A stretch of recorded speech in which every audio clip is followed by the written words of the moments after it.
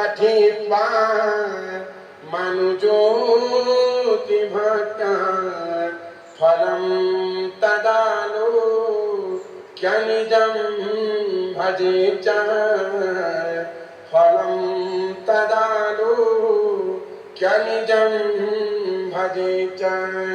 कृतेन अनेन अद्य दिने द्वादश ज्योतिर्लिङ्गस्तोत्रपाठाख्येन कर्मणा धीश्वरभवानी शंकर महारुद्र महामृत्युंजय श्री भगवत्केदारेश्वरचरणारविन्दं प्रीयतां नमः। श्री साष्टांग शिवार्पणमस्तु शिवागीरं नमः। श्री साष्टांग जगदम्बार्पणमस्तु अम्बा प्रियतां नमः। हर ओं तत्सत् हर ओं तत्सत् हर ओं तत्सत्। कुल केदारेश्वर महादेव की जय।